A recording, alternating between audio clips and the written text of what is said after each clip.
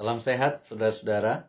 Sapaan Rohani tanggal 3 Mei 2023 ini terinspirasi dari Injil Matius pasal 20 ayat 17 sampai dengan 28 dan diberi judul Melayani, bukan dilayani.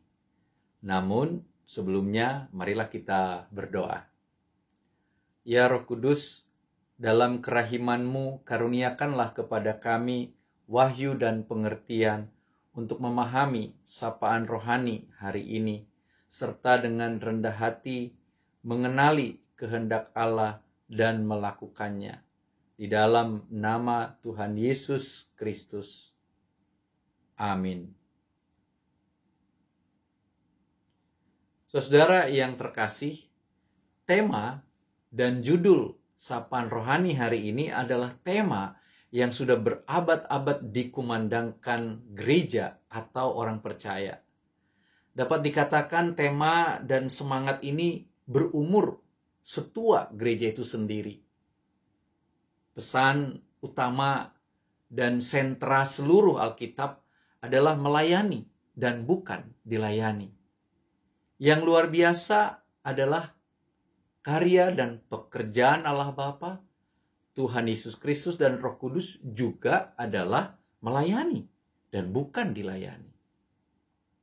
Namun sungguh sangat disayangkan, sekarang ini gereja sudah terbalik. Bukan dunia yang terbalik. Gereja dan orang percaya lebih cenderung untuk dilayani daripada melayani.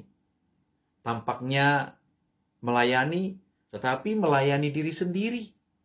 Meladeni diri sendiri dan memuaskan diri sendiri. Jika melayani adalah kehendak Allah di dalam Yesus Kristus, bukankah dilayani adalah kehendak diri sendiri di dalam diri sendiri? Sekarang, yang tampak jelas dan tidak tersembunyi adalah bahwa gereja dan orang percaya hanya sibuk dengan dirinya sendiri. Bukan hanya waktu, tetapi juga tenaga dan materi tergerus, bahkan lumat hanya untuk melayani dan memenuhi kehendak sendiri dan bukan kehendak Allah. Sekali lagi diulangi, diingatkan bahwa pekerjaan melayani adalah pekerjaan hamba dengan status hamba atau gelar pelayan. Seorang hamba hanya melakukan apa yang diperintahkan dan ditugaskan oleh tuannya. Kami hanya melakukan apa yang kami harus lakukan. Bandingkan Lukas 17 ayat 10.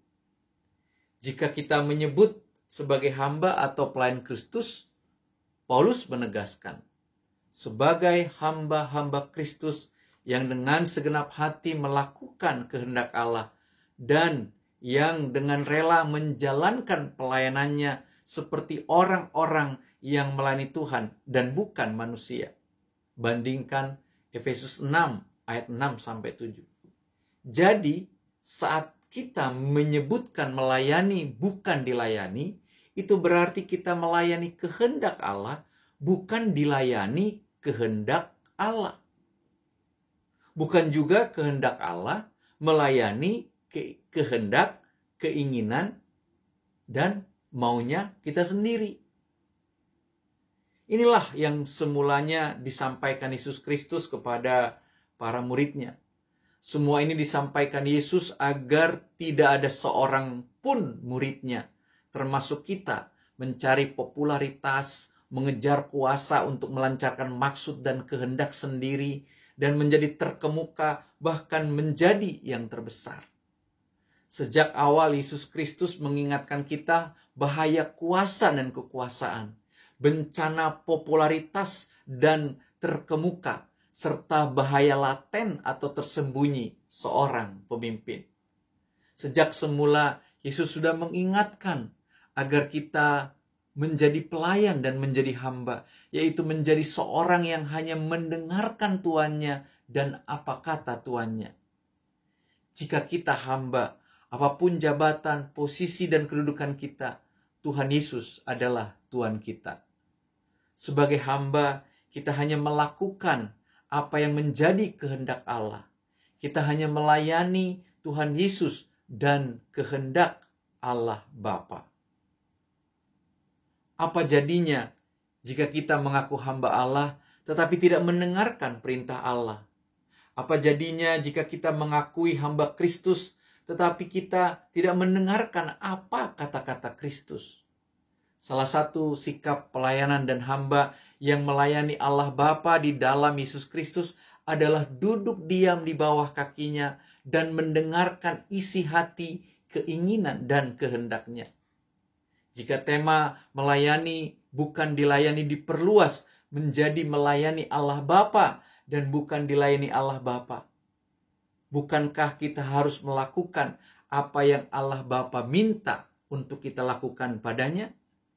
Jika kita melayani Yesus Kristus dan bukan dilayani Yesus Kristus, bukankah kita wajib melakukan perintahnya, yaitu memikul salib, menyangkal diri, dan mengikutinya? Itulah melayani dan bukan dilayani.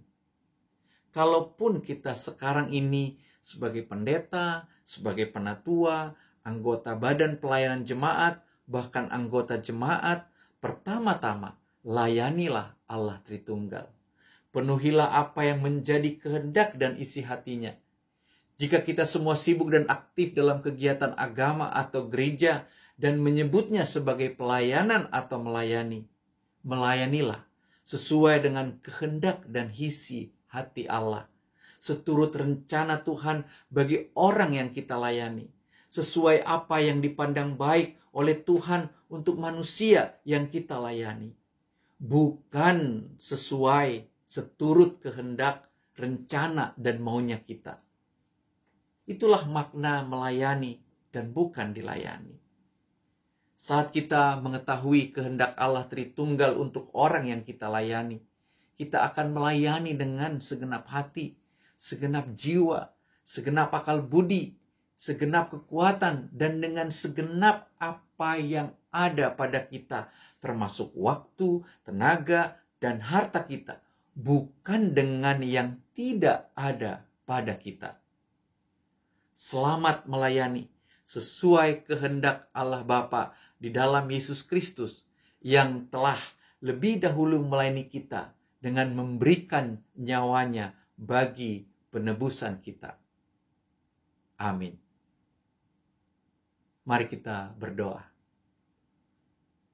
Ya Tuhan Yesus, terima kasih atas firman-Mu hari ini. Ampuni kami jika selama ini kami melayani tetapi hanya memuaskan keinginan hati kami dan bukan melayani sesuai kehendak Tuhan. Ampuni kami juga jika kami tidak melayani Tuhan dengan duduk diam mendengarkan isi hati dan kehendak-Mu untuk kami lakukan.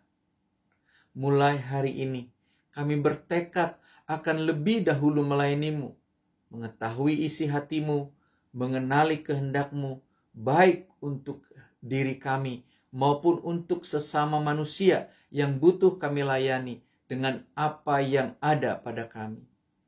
Roh Kudus memperlengkapi kami untuk melayani-Mu dan sesama sesuai dengan kehendak-Mu. Di dalam kerahiman Tuhan Yesus kami berdoa. Amin.